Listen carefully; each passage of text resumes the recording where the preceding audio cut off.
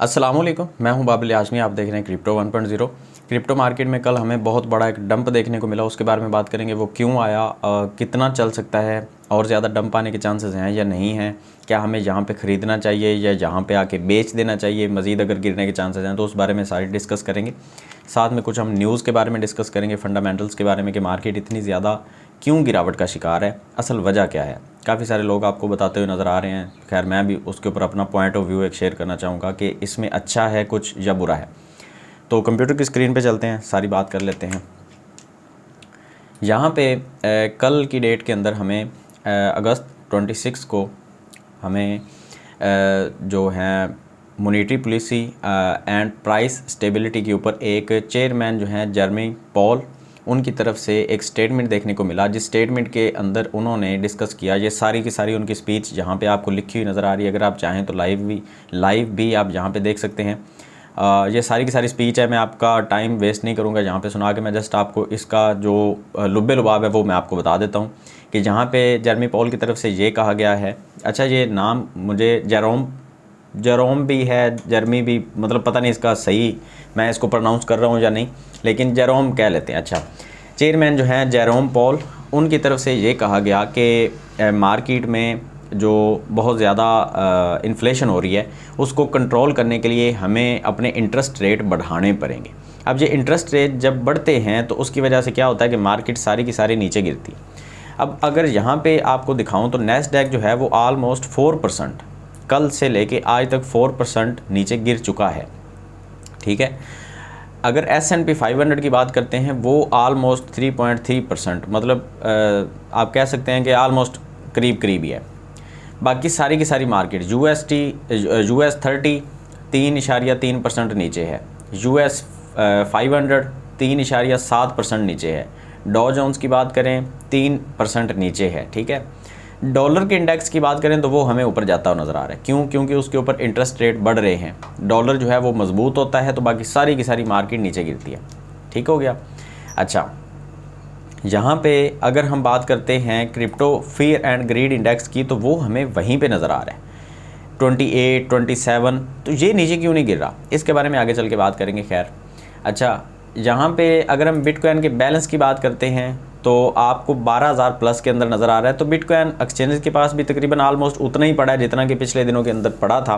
तो एक्सचेंजेस ने भी इतना ज़्यादा ना कोई सेल किया ना कोई ख़रीदा है। तो फिर इतना ज़्यादा बड़ा डंप हमें क्यों नज़र आया? ये वाला ये डंप हमें जो बिटकॉइन के अंदर नज़र आ रहा है ना, ये उतना बड़ा डंप नहीं है जितना हमें S&P 500 के अंदर नज़र आया।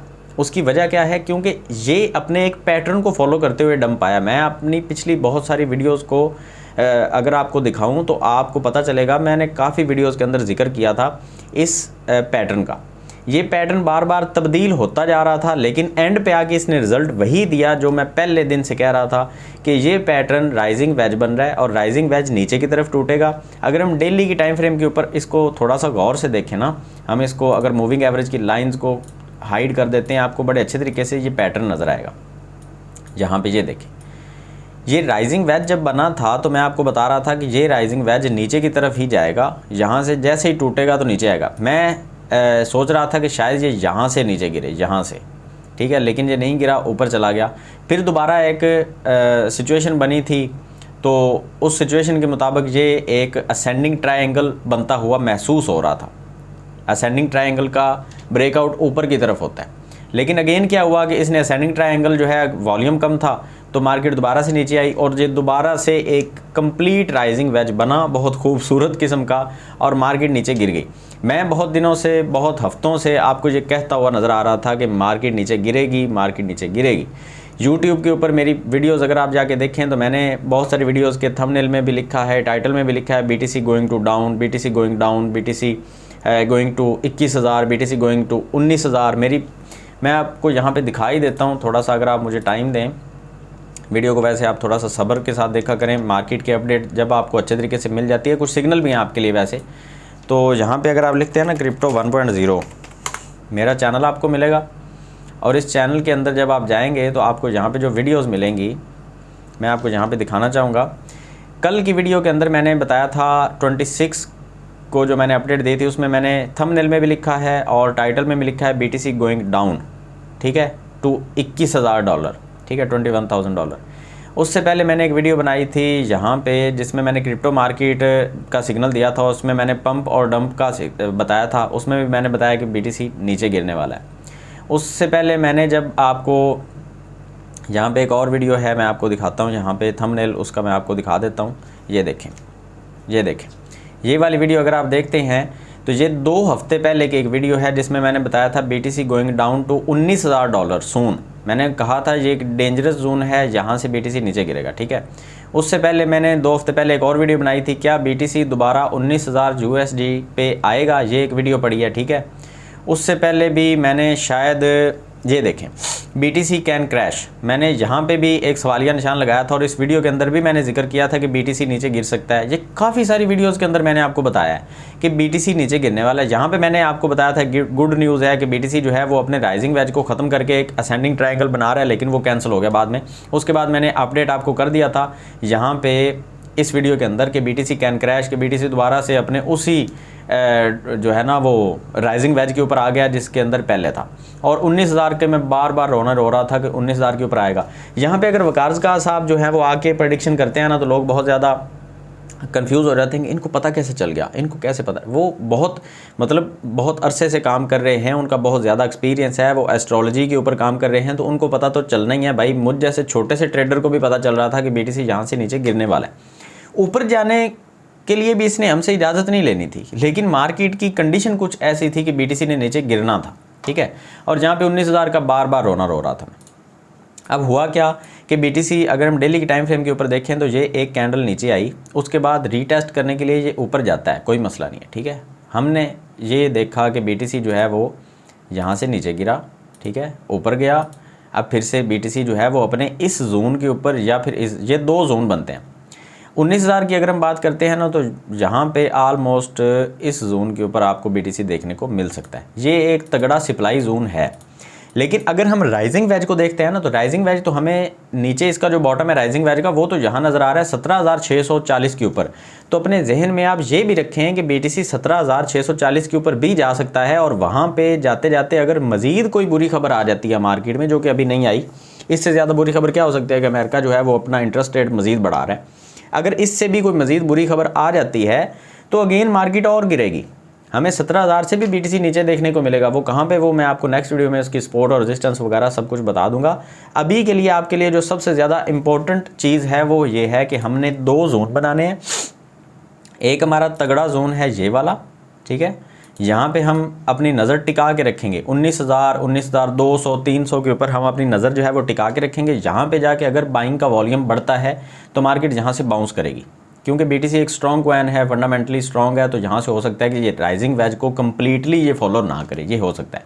लेकिन अगर ये राइजिंग वेज को जैसे मैं देख रहा हूँ तो मेरी नज़र के मुताबिक तो राइजिंग वेज का जो बॉटम है वो यहाँ पर बनता है मेरी नज़र में, ठीक है। तो मुझे ये लग रहा है कि BTC के यहाँ तक आने के जो चांसेस है ना 17,600 या 18,000 के ऊपर वो ज़्यादा हैं। यहाँ से भी बाउंस हो सकता है, यहाँ से भी हो सकता है। ये 2 किस्म के जोन हैं। हम जो है वो मार्केट में बस इसी के ऊपर नज़र रख के बैठेंगे कि BTC 19,000 से वापस जाएगा या 19,000 को तोड़ेगा तो फिर 18,000 के ऊपर आएगा।